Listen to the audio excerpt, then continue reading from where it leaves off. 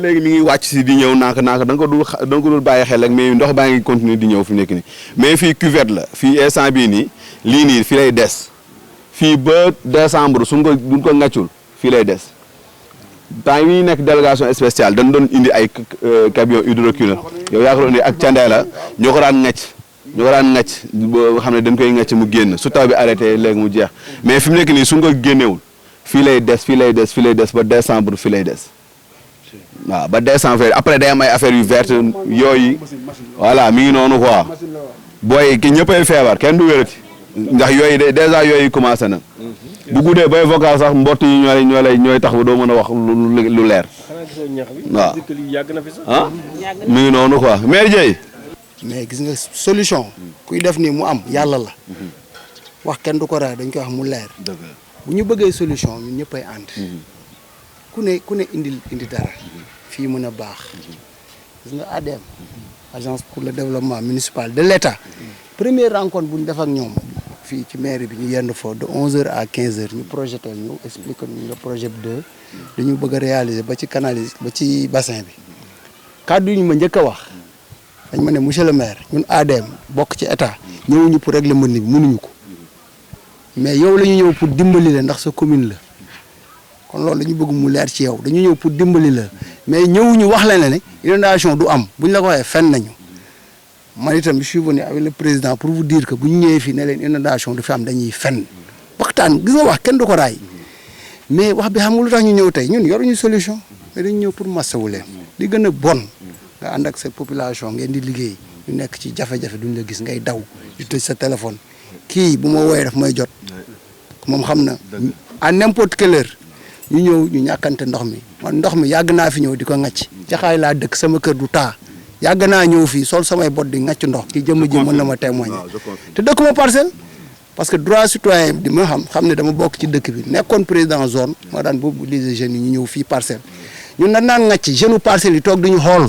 fii te ñoo fi dëkk man dund naa anomalie boobu mais xam nga lu tax dama ne non man bu may def dama defal ngir yàlla lii fi nekk nag neexuñu te bu ñu sañoon mu dañ mbir nag dañuy indi solution la solution que je propose président Mame Cheikh moo ñu ñaan yàlla bassin bi pare bassin unité 9 bii xam nga yéen a taqaloo bu paree ñu wut ay yoon ndox mi dem te kenn bañ a bloqué ndox mi parce que lors du CDD sur l'hivernage ils nous ont dit ça les sapeurs yi ñu ngi fi sapeurs déployé nañ bu yàgg mais ñoom ñoo ñu wax ne ñoom techniquement ñoom ñooy xam fu ñuy teg pompe ak fu ñu ko dul teg loolu ci mën ñoom bu ñu ñëwee gis lii duñ fi teg pompe xam nga loolu dañ naan lii bëriwut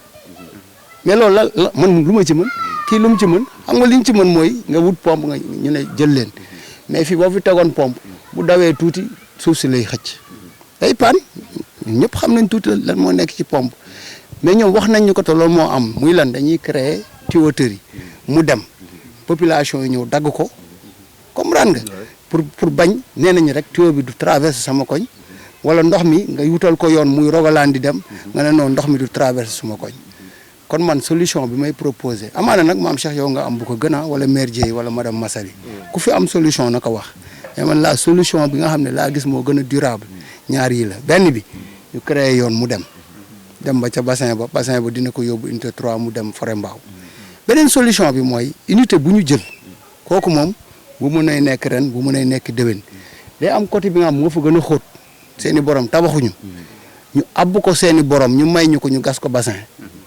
mën na ne ñu gas ko bassin ci biir koñ bi en attendant bu ñu ko gasee sécuriser ko mais xam nga foofu ndox mi day génn dina xëcc ndoxu koñ bi ndox moom mën ngañ ko jël may ko ñuy tabax chantier yi mën nañ fa def projet pisciculture yéen gérer ko du lu ñuy xeeb de gis nga pisciculture boobu je te jure tey boo demee tey Casamance on m'a montré un extrait vidéo des jeunes ñu ngi enrichir ci pisciculture bi ak seen rizières yooyu ñun am nañ ndox pourquoi duñu lancé wu ci loolu te ndox xéwal la mais bu ne na fi jóge te yàlla dogalul mu jóge fi ñun dañu am xelu muus utiliser ko pour suñu dund mu avancer boo amee sa benn canal fii ngeen am comité de gestion mais li ngeen fay am as néew seen poche lay delluwaat ci koñ bi lay delluwaat buñ ko xeeb parce que ñun dañuy xeeb ñun naan non loolu jaru ko man daal ñaari solution yi laa am lu may proposer pour le moment peut-être nag en attendant ñu gën a am leneen fi may daanee rek ñu xam ne aussi y a un COLIGEP kuréel yi dañ ko organiser de telle sorte que il faut yéen ngeen comprendre que am na tey COLIGEP comité local d'initiative pour la gestion des eaux pluviales communal kii moo ko jiite xamante ngeen bu baax tey tout ce qui s'agit de la gestion des eaux pluviales woowal daat moo war a mën a nekk le premier acteur bu ñëw accompagner leen moom nag moo ma war a wax wala moom moo war a wax président et cetera dafa am ordre daal du tere nag mun na ma woo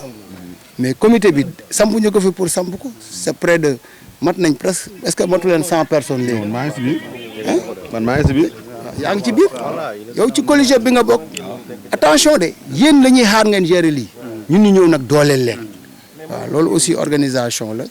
jeune koñ bi aussi ñu bëgg a dugg ci COLIGEP bi il faut les mobiliser ñu ñëw jàpp ci parce que à travers le COLIGEP moom ADM COLIGEP lay liggéeyal Gérard COLIGEP lay liggéeyal COLIGEP bi liggéey ak mairie bi ñoom état dañu yaakaar ne bu ñu defee noonu mbënn bi dinañ ko mën a gérer quoi donc ci kàddu yooyu lay daanelee di leen gërëm mais tey. di jaajëfal parce que tamit visite bi ñun ñëpp ñu ngi ci woon waa COLIGEP ak monsieur le maire ak conseiller département di wax ni lii dafa baax quoi parce que nit ki nag boo amee coono nit ki ñëw wàcc dafay baax parce que day defal nit quoi day defal nit waaw su boo léegi ñu ngi nekk ci terrain bi def yeneen dem lycée ba dem feneen ak feneen xam la loolu moom dañ koy rafetlu quoi parce que tamit ñun en tant que délégué de quartier dañu bëgg autorité boo xam ne daf ñuy jege daal bu ñu jegee bu ñu amee soxla dañ koy wax parce que gis nañ ni monsieur le maire ak muy président conseil départemental lépp lu ñu kii rek bu ñu leen waxee dañuy ubbi seen téléphone dañuy jege population bi quoi te loolu lañ doon soxla si ñoom te léegi sax bu ñu kii proviseur mi ngi koy wax parce que avant mu ñëw proviseur bërki dem rek ñu ngi waxtaan mooy waxtaan ci problème Babacar Gueye président conseil départemental bi di ko wax ni vraiment moom chaque jour bu ko wooyee da koy kii da koy wuyu xam nga loolu acte la parce que tamit nit ki nga tëj sa téléphone comme ni monsieur le maire wax rek loolu rafetul parce que ñun dañ fi nekk population bi bu ñu soxlaa dañuy daw si délégué bi mooy auxiliaire du maire xam nga bu délégué bi ñëwee maire lay kii xam nga bu ko defee ñun ñëpp ñu ànd taxawu askan bi loolu daal bu ñu ko defee dina baax quoi waaw di jaajëfal ñëpp di wax COLIGEP bi mi ngi fi bu ñu amee lu ñu soxla wala kii dañ koy wax waa COLIGEP ñu kii ko li di wax ni tamit comme li mu wax ci auto vidange bi waaw man dinaa gis maam Cheikh am na benn oto boo xam ne man xam naa ko bu ko defee moom dina la ko wàññi à 20 000 man ma boole koog moom quoi boo leen soxlaa man mu defal leen ko 20 000 daal kooku incha allah naa ko jox numéro maam Cheikh waaw de toute façon dina leen jàppale daal ci loolu waaw di leen jaajëfal. li ma siy doolewaat tuuti rek may ma maa ngi jégalu bon li ma siy doolewaat tuuti mooy que ne c'est la première fois depuis fii am commune ba léegi maire teg fii tànkam c'est la première fois Mor Sarr ba mus fi ñëw mus fi teg tànkam lu jiitu loolu délégation spéciale moo fi nekkoon ñoom dañ doon yóbbu ay camion hydrocureur ñu ñëw di ko manque di dem def nañ lu ñu mën yëpp mais Abdou Aziz Diané monsieur le maire bi man dama ko xam lii bettu ma si moom waaw moom nii la mel c'est naturel ku yëg askan bi la ku noonu la mel du ma fi nekk di ko jeter ay fleurs mais dëgg rek laa wax te yàlla tax am nañ ci moom yaakaar bu baax a baax ñëwuñu nag ñi pour ngeen def pour ngeen nekk le messie mais dañuy am pour proposer solution boo xam ne au moins solution d'urgence la su mënoon nekk incha allah su mënoon nekk ñu defal ñu benn moto pompe fii wàccee ko fii xam ne électrique lay nekk fee leen koy def wàccee ko du jël kii ndax mënoon sax gas dugal barigo ci suuf dugal ci kii bi du jël suuf su tawee ba pare nga gis ndox bi suy ñëw ñu contact ko mu taal viré ko mu yóbbu ko ci terrain neuf bi yaa may dégg ñu am évacuation foofu mu dem ci àll bi loolu su mënee nekk comme solution d'urgence vraiment ñu ngi leen koy ñaan ngeen xool lépp loo ñu si mën a def ngeen jàppale ñu si benn moto pompe boo xam ne su tawee ba pare dañ ko mën a taal mu génnee fi ndox bi ndax fii instant bi nii su ngeen ko ñu koy defee nii suñ ko pompé wul fii ba décembre fii ba janvier nii lay mel loolu rek la ñuy ñaan te unité 10 bi yëpp loolu rek lañ fi soxla benn moto pompe fii boo xam ne dinañ ko mën a su tawee ñu taal ko branché ko tuyau kenn du ko laal ndax man maa fi nekk fii 9 ak 10 yëpp ñoom xam nañ ma bu baax su ma branché sama tuyau su ne tuyau bi maam Cheikh moo ko fi branché wala ñun ñoo ko fi branché kenn du ko laal te problème du am loolu moom maa leen koy assuré waaw à part ça nag maa ngi kontaan bu baax ci seen teewaay ak seen liggéey kontaan bu baax président conseil d'administration vraiment tant que ñu ngi leen ci sant di leen ci gërëm merci beaucoup jërëjëf. di nuyu waa unité 10 di leen masawu parce que lii dafa métti ndox moom fu mu am rek bu nekkul ndoxu naan rek pour nga dëkk ak moom dafay jafe bon mais démb bi taw bi amee la première pluie man en tant que président du COLIJAP dama oote benn réunion d'urgence à 18h bon maa nga fawoon ak tout le COLIJAP ak tout le bureau exécutif mais cas bi souligné nañ ko fa te Abama moo ko souligné moom moo ne à l'unité 10 amul benn moto pompe boo fa nekk donc bind nañ PV bi bu ngeen xoolee PV bi sax maa ngi ko ci mentionné vraiment ñu yóbbante ko fi nga xam ne yëpp war na fa dem yóbbante nañ ko ADM yóbbante nañ ko cabinet général yóbbante nañ ko aussi maire donc ñun véritablement engagement bi mu ngi fi volonté bi mu ngi fi détermination bi mu ngi fi pour dimbale askan wi waaye est-ce que moyen yaa ngi fi loolu de question la loolu question la COLIJAP teg nañ ko fi maire mu ngi nii président conseil départemental mu ngi nii xam naa leen ñii xam naa ne am nañ volonté pour dimbale askan wi waaye est-ce que ay moyens ngi fi est-ce que lii suñu compétence la ak yooyu yëpp ay question la yoo xam ne ñun def amuñ ci vraiment ay réponses yu certes yoo xam ne nii wóor nañu est-ce que am nañ moyen pour régler affaire bi waaye dinañ ci jéem lu ñu mën nag lu ñu mën dinañ ko ci def lépp loo xam ne c'est à notre disposition dinañ ko ci def bu soobee yàlla te fépp foo xam ne aussi war nañ mën a bind yóbbu ko foofu aussi nañ ko fa bind yóbbu ko fa te chaque fois aussi lii bu amee bu ngeen ñu wooyee comme ni ko mel waxee wala ngeen woo ma COLIJAP wala kii dinañ ñëw constater liñ ci mën yëpp dañ ko def bu soobee yàlla merci jërëjëf. waaw salaamaaleykum yaakaar naa mënumaa ñàkk wax donc étant donné ko fii laa dëkk ci kii bi ma nekk ma yore fi ñaari ndombol tànk bon non seulement habitant la après en même temps nekk conseil municipal élu local ak départemental donc ñuy rafetlu visite bi après ñoo ngi ànd ak le président conseil départemental de monsieur Babacar Gueye ak monsieur le maire comme ni ko maam Cheikh waxee yaakaar naa c'est la première fois dans la commune dans le département même après ñun mun nañ ko wax bon ñu am kii cas yu mel ni ñu gis le président conseil départemental wala ñu gis le maire donc tànk ñëw massaw nemmeeku leen après xool jafe-jafe yi ngeen nekkee ñu partagé ko donc loolu mooy tànk depuis dem affaire bi bu mu xewee dem bon envoyé nañ ma ay vidéo yu bëri lancé naa ko partout où besoin sa si panel yëpp quoi panel conseil départemental bi moo ngi ci panel conseil municipal bi moo ngi ci panel Jaxaay parcelle de bi moo ngi ci donc c'est pour avertir autorités locales yi que lii xew na unité 10 te yaakaar naa tamit après ñoom ñëw nañu autorités locales yëpp ñoo ngi fii di leen masawu di la naan après bon lépp lu ñu ci mën tamit lépp lu ñu ci mën ci suñuy doole fu ñu yem après dinañ ci jéem dinañ ci taxaw quoi incha allah rabbi donc président yi nii kii mooy président conseil départemental moom moo yore département bi 6 communes yi quoi donc man ma nekk fa conseil départemental aussi quoi ok. merci Abba xam naa nuyuwaat leen rek li ma ci wax moom du bari parce que maire ak ñoom conseillers yi fi jël kaddu je pense que wax nañ l'essentiel ko defee dañ leen di massaw rek Cheikh massaw également soxna yu baax dégg nañu seen kaddu donc xam naa ni mbir la boo xam ni pratiquement région bi yëpp la donc intempéries yi région bi yëpp la laal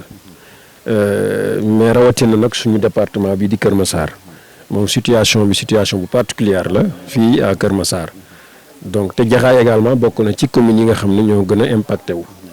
donc loolu moo tax sax on a tenu à commencer ici fi mu toll nii dañu war a dem ba Yëmbal en passant par Kër Massar Sud Kër Massar Nord Malika ba Yëmbal su ko defee dañu commencé parce que xam nañ ne Jaxaay situation particulière moo fi am voilà léegi nag bon li ngeen wax yëpp dégg nañ ko gis nañu également donc bu leen ñu waxul woon sax ñun gisal nañ suñu bopp li am fii sur le terrain bon metti na mais tamit mbir lu mu metti bokk ak say nit ñi nga am yàlla mën na def métit bi dana wàññeeku bon ñun nag li monsieur le maire wax loolu moo ci nekk nous n'avons pas waxuñu dañuy ñëw dindi fi mbënd mais dégg nañ li ngeen wax te incha allah luñ ci mën dinañ ko def dinañ jéem it parce que tamit ay nit buñ la jiitalee waroo toog tamit naan mënuñu rek quoi donc da ngay jéem donc on va essayer comme loolu ngeen demandé muy moto pompe waxuma dinañ ko am wala duñ ko am mais dinañ jéem wut moto pompe suñu ko amee ñu indil leen ko ndax ay nit buñ la wóolee jiital la bu ñu amee soxla wax la ko jéemal ba ñoom ñu xam ne yow jéem nga donc président Rasoul mu ngi fii donc moom it li mu wax dégg ngeen ko mais dinañ jéem pour fexe am moto pompe bu ñu leen andil fii maintenant nag on ne vous promet rien bu ngeen ko gisul rek ngeen xam ne jéem nañu dañu amul mais yàlla xam na ne am nañu yéene jéem pour andil leen ko fii parce que lii metti na suñu sañoon donc képp ku dëkk Kër Massar jaxaay ba yëmbal bu ñu sañoon kenn du nekk ci problème ñëpp ci jàmm la ñu nekk ak kii mais yàlla nag mooy dogal su ko defee daal bon ñu ngi compatir di bokk ak yéen métit bi di leen masawu bu baax a baax ñun dañ fi war a ñëw parce que yéen a ñu jiital yéen a ñu teg fii ñu nekk donc man teguma fi sama bopp monsieur le maire tegul boppam fi mu nekk donc yéen a ñu tànn jiital ñu loolu moo tax bu ngeen amee bànneex dañu war a ñëw bokk ko ak yéen su ngeen amee naqar dañ fi war a ñëw bokk ak yéen donc man dama daan wax ci campagne bi boo leen dégluwaatee samay kii dama daan wax su ma naree falu waa Kër Massar jéppi ma yàlla bu ma falu loolu dama ko daan wax donc lii bu amee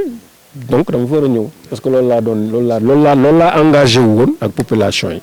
donc loolu moo tax ñu bugg ñu ñëw fi bokk ak yéen tiis bi masawu leen bon wax leen ne aussi dinañ ci yëm lu ñu mën donte nag inondation du suñu compétence su état la lii état moo ko war a defar état moo war a def assainissement ba ndoxu eau pluviale bu ñëwee du taxaw nit ñi mën a nekk ci jàmm mbiru état la mais borom kër nag boo amul dépense sax da ngay génn wuti ko même booy lépp jox sa njaboot ñu dund boo amee fay moo tax ñun dinañ jéem parce que da ngeen ñoo jiital mais daal on ne vous promet rien waxuñu leen dinañ leen fi indil moto pompe coûte que coûte mais incha allah on fera tout notre possible pour que lépp lu ñu disposer pour soulager leen ñu indil leen ko fi incha allah donc loolu lañ doon kii rek ngeen baal ñu wax salaamaaleykum.